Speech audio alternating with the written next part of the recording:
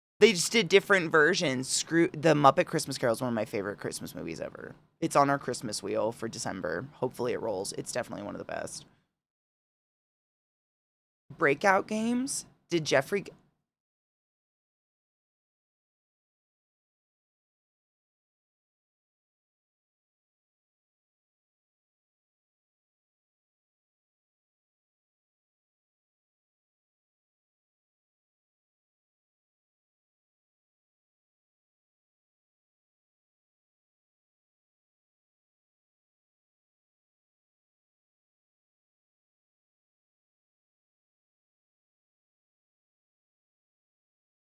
What is happening?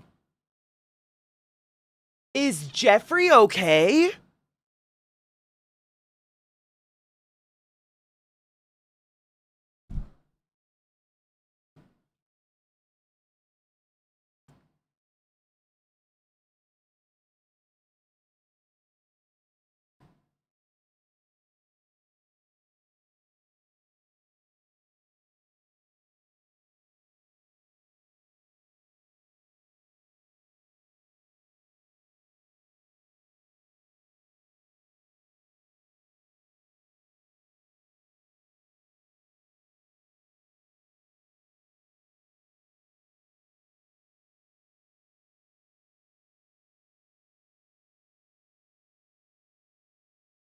What? What kind of fucking escape room is this? I gotta click this. Hold on.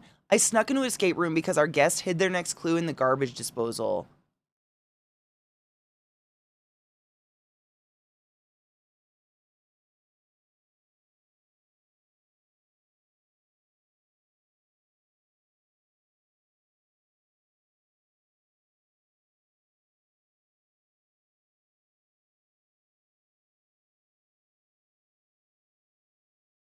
I would be so nervous.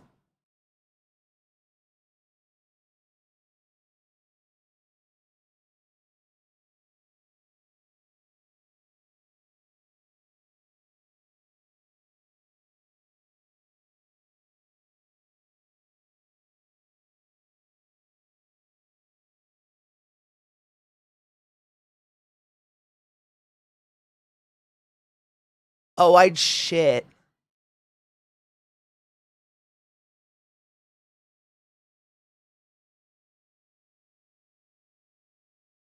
The sneaking around. Are you kidding?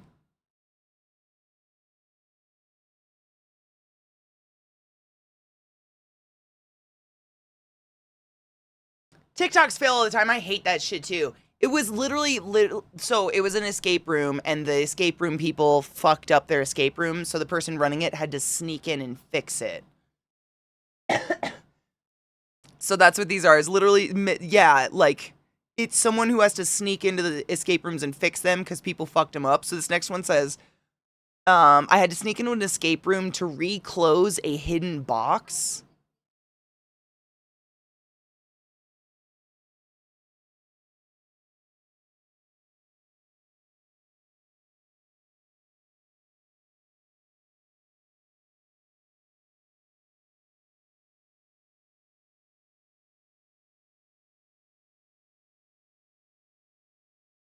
I would shit.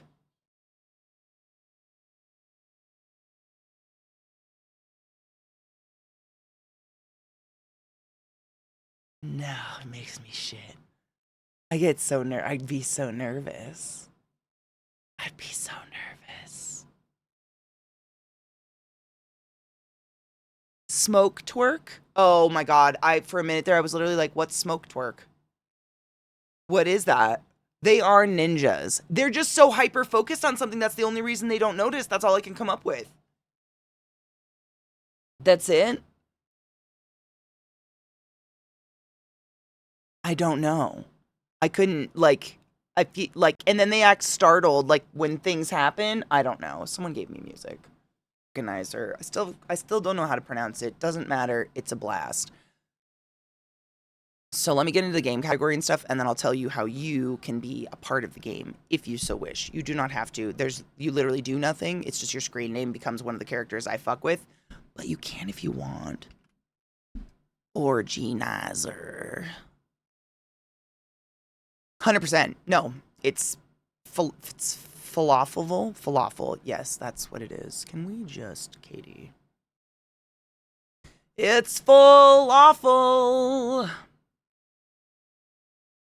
Oh my god, some of the screenshots I got where it was like Knives dying for Gluttony's ass, or like, I will only do anal if Donna's there.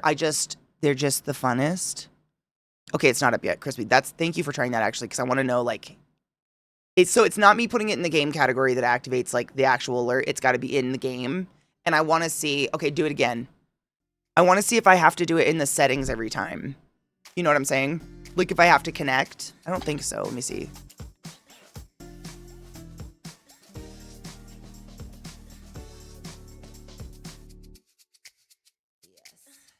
Yeah, we're connected.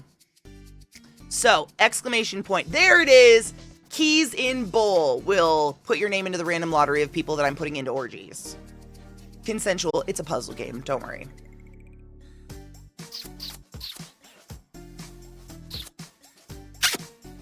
Discord. Because in about 30 minutes in my Discord, we're going to watch probably 2 movies. We watch 2 movies every night. It's super fun. We have a fucking blast. Is MMM still going down? Is that still happening? We made him a success. This game is difficult. I genuinely enjoy it because I like the difficulty level of it, but it's like the perfect level of difficulty, I would say, thus far.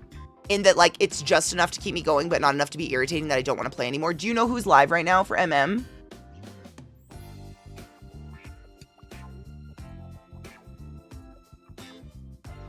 I would love to raid them. Hero Carry, thank you. So, St. Jude's Charity, that is being held by a big group of friends of mine, which is the dopest, and we've been raiding into their like raid train or whatever each day, because obviously we support that. We do charities here for St. Jude's a lot as well. Tomorrow is Faded Motherfucking Friday, which means I want your musics. Bring me music, bring me funnies, bring me all of the things that will help us all, disassociate as we're all looking forward to doing for the foreseeable future. Yeah, that's what we'll do. But in the meantime, drink water, take care of yourself. Cheers, get weed for tomorrow. Wash your dicks. Pee after sex. And come watch movies with us in like 30 minutes in the Discord if you want to. Who knows what it's going to be? We have a giant wheel. It's got like 200 movies on it. It's crazy. We're going to have a really fucking good time.